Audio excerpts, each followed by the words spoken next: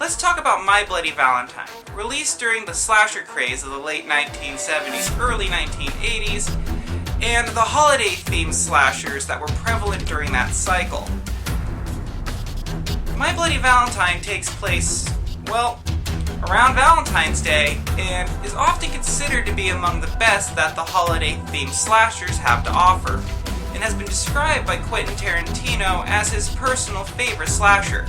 The film opens with two miners getting hot and heavy down in the mines. Side note, all of the mine scenes are filmed on location in an actual mine, and it took over an hour to assemble the cast and crew at most locations, and they had to use special lighting out of fear for safety.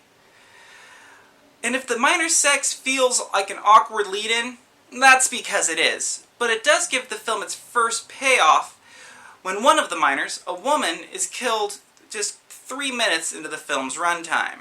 We then start getting introduced to the victim pool, or the cast, depending on how you want to look at it, with the miners all being very excited for the Valentine's Day dance. Something that they're probably a bit too old for? We get introduced to TJ, the mayor's son, who has recently returned to Valentine's Bluff after leaving without saying a word, much to the chagrin of his friend Axel, who has started dating his ex-girlfriend Sarah in his absence. We also get introduced to the rest of the victim pool as they set up for the first Valentine's dance in 20 years. Most of these people escape the standard victim cliches, except for Howard, who is quite evidently the prankster. The rest are sort of just there, except for Hollis and that sweet mustache. The mayor is given a Valentine's heart by Howard that was left for him, believing it to be from a secret admirer. The way this scene plays off, I always get the vibe that Mabel has a thing for the mayor, but to save you that confusion, no. Where her heart lies will be seen later, no pun intended. From the heart comes a warning filled with bloody good cheer. Remember what happened as the 14th draws near. The bartender takes the role of the old member of the community who tries to warn the younger members. He tells them the story of Harry Warden, who was trapped in the mine with 4 other men due to the negligence of their 2 supervisors who had left early to attend the Valentine's dance without checking the methane levels or making sure the men got out safely. The city spends 6 weeks digging the men out, and when they got to them, only Harry Warden was left alive after reducing himself to cannibalism to survive. He then returns a year later to the town on Valentine's Day and kills the 2 supervisors he held responsible, cutting out their hearts and leaving them in heart-shaped boxes with a warning to never host another Valentine's Day dance. Something the town has heeded for the last 20 years. At the coroner's office, the mayor and the sheriff learn that the heart is indeed human. A woman, in fact, in her early 30s, i.e. the blonde from the beginning, and this is the last time you hear of her, and conclude Harry Warden has returned. Meanwhile, Mabel, who has been decorating her laundry shop for the Valentine's Day dance, when we see her stalked via the killer's gaze shot. The killer quickly makes work of Abel, creating the second death of the film 19 minutes in. This movie is wasting no time in racking up the body count. Elsewhere, TJ and Axel try to hash out their differences, and it quickly becomes an argument over Sarah. My Bloody Valentine really wants me to care about this love triangle. And I don't. I just don't. Meanwhile, the chief is having a hard time finding any records on Harry Warden, as the psychiatric hospital where he was supposedly committed has no records of him, and has to consult the microfilm, which could take a number of days. We then get some character development between Patty and Sarah, mostly to do with the love triangle, but one notable line is dropped by Patty. Oh, but you gotta go. It'll be all right. Just stay with Hollis and me. Besides, you gotta see the dress I got. Cut down to here, slid up to there. I may not get out alive. Well, yeah. Now you won't. The chief finds Mabel's body stuffed into one of her dryers. I have to wonder, how long was she in there? She was murdered at night, and this is at latest early afternoon. The killer took his time. He flipped all of the hearts in the room, and dryers like that aren't on a timer. So either he hotwired the dryer to keep running non-stop, or he put her in there not even an hour before she was found. How did no one stumble in on this? TJ and Axel almost get into a fight over Sarah. Again. Does this film really think, with all the murders going on, I even remotely care about this? The call gets made not to contact Greenville, which I'm assuming is a nearby town more adequately equipped to deal with a serial killer. The chief also makes the call to lie about how Mabel died. For reasons? I do like the little rhymes the killer leaves. It happened once. It happened twice. Cancel the dance or it'll happen thrice. Which does lead to the mayor canceling the dance. The only thing that sets these characters as teenagers is how they're acting, because they sure as shit ain't acting like adults. TJ puts the moves on Sarah, explaining that he never wrote or called her while he was away, due to being ashamed that the way he fell on his ass out there is how he phrases it. But he doesn't even try to explain why he left her without saying a word. It doesn't even come up. Later that night, the chief finds Sarah as she's walking home from TJ's place, wondering how she's going to tell Axel. That she cheated on him? Or is at very least going to break up with him? Either way, it's not the best news for Axel. The kids take the news of the cancellation of the dance worse than they take the news of Mabel's death, and decide to host their own dance at the mines. You know, that dangerous place where they all work. Why doesn't one of them step up and offer his backyard? All of them have jobs. Surely one of them can host this shit. The old bartender, tired of being made fun of, sets up a prank to scare the teens. One that goes sideways when the killer shows up and kills him at the 39-minute mark. Also, why him? He believes in Harry Warden, and in keeping the ban on Valentine's Day dances. The teens party it up in the rec room. While waiting on word from the psychiatric hospital, the chief receives a real Valentine's Day heart from Mabel. So I guess this is where her heart actually lied? Well, until it was cut out. But those things tend to happen in slashers. The killer doesn't waste any time at the party, drowning Dave in the hot dogs, making him the fourth body, excluding those killed in the flashback. I like that the kills in this film are spaced out. So far, the longest gap has been a paltry 20 minutes between kills. Outside of the station, the chief finds another heart in a box.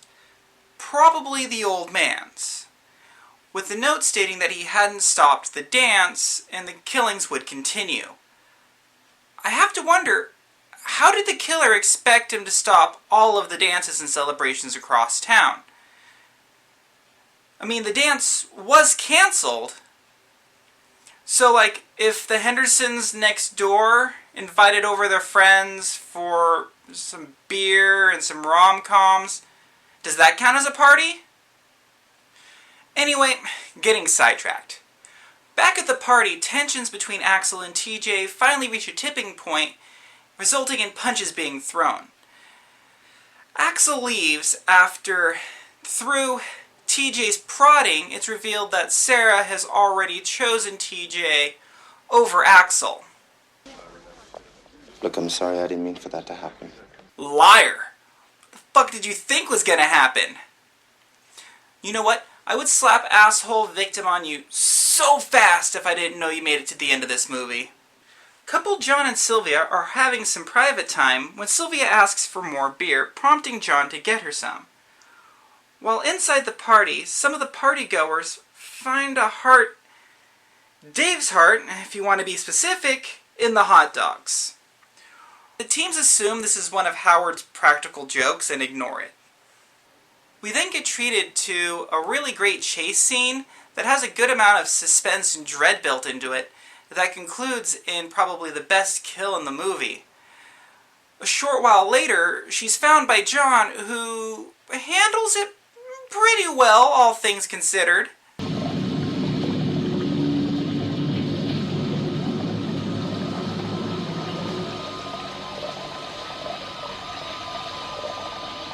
It's at this point that some of the revelers decide to take the party downstairs into the mines. Yes, the unsafe, methane-filled mines is just what this needs to keep the party going. You know the rule. No women in the mine. That's an oddly specific rule. Also, what about Blondie McPhirst's victim from the opening scene? Did she steal all that gear and sneak in? While down in the mines, couple Mike and Harriet break off from the group for some alone time. And while this is going down in the mines, topside, Dave's body is discovered, along with John finding his shell-shocked ass back to the group, warning them. Now armed with the knowledge that Harry Warden has returned, they do what every person should do. They straight up GTFO. Well, except for Axel and TJ, who go into the mines to find Sarah. Screw the rest of your friends. Gotta save Sarah. Some of the kids reach town. They quickly warn the sheriff about what's been transpiring, bringing the police to the party, so to say. Down in the mines, TJ manages to find Sarah and the others, and warns them about Harry Warden being in the mines now. How he knows Harry Warden is in the mines, I'm not quite sure. Howard is left in charge of the girls for protection, while Hollis and TJ split up to look for Mike and Harriet, who Hollis manages to find in a lasting embrace, knocking the body count of this film up to 7. Around a minute later, Hollis meets his own end at the hands of the killer, who uses a nail gun this time around in lieu of his preferred weapon, the pickaxe. Hollis then manages to make his way back to the girls and dies in Patty's arms. This death is the one that has the most resonance for me, as I really liked Hollis, and by extension, Patty. And Hollis is one of the few genuinely nice guys on this film, and I was sad to see him go. To get her moving, Sarah has to literally slap some sense into Patty. I thought this trope was reserved for love interests in westerns. It's around now that Axel shows up, spooking Howard, who flees.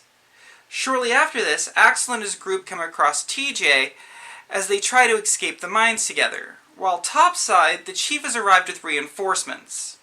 The surviving group finds the elevator's controls for their escape have been smashed beyond use, forcing them to take the ladder up, something Patty has, in the beginning, a hard time with that quickly moves to straight up impossible once Howard's remains drop in. This forces them to use the mine carts, and in worst case scenario, walk out along its path. Why this wasn't the option before the elevator, I don't know. While staying behind to keep watch, Axel goes missing and we see his helmet sinking into the murky depths below. Their troubles continue when a portion of the mine collapses on TJ, separating him from Patty and Sarah, Patty, who quickly dies with a pickaxe to the gut, bringing the body count up to 9. Sarah leaves her dying friend's side and flees, running into TJ, who was only slightly damaged by the cave-in. I found the music in this scene was really good and really did a lot to bring up the atmosphere. Speaking of atmosphere, remember, all of this is shot in an actual mine. While the chief and emergency services make their way down to the mine, TJ and the killer fight it out pickaxe to shovel on the mine carts, and then move into a abandoned section of mine. When the killer seems to have the upper hand on TJ, Sarah finally decides to jump in and unmasks him, revealing the killer to not be Harry Warden, but to have been Axel the whole time. In a flashback, we then learn that Axel witnessed his father's murder 20 years ago at the hands of Harry Warden. Axel gets caught in a mine collapse of his own making, allowing TJ and Sarah to escape. Sarah, though, quickly turns around when emergency services discover that Axel is still alive, and she returns because she has to see. See what? I don't know. But what she does see is Axel escaping into the mines, having removed one of his arms to escape, and delivering, in my opinion, the best line in the whole film. Sarah, be my Bloody Valentine. For my opinions on this movie, my initial impressions were really overtly harsh, though after giving it a second chance, I find that My Bloody Valentine actually impressed me, and I don't have that many issues with it. But I do have some. My biggest has to be that this movie has no business marketing its victim pool as teens. Though teens are the hallmark of the slasher genre victims, they're not the only ones, as Smash Cut did a good enough job moving those characters into adulthood. But with Axel being early 20s to late 20s, and being approximately the same age as every other character, they're in no way teens and are acting completely too young for their ages. My next issue with this film is that the kills are very tame by both today's standards and 1981 slasher standards, in my opinion.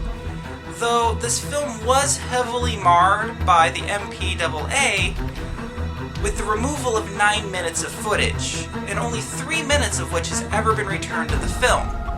So, on this gripe, I have to give the film a pass. What this film doesn't get a pass on is TJ, who is this film's biggest asshole, and while he might have his reasons, he's still a dick and pretends that he's not.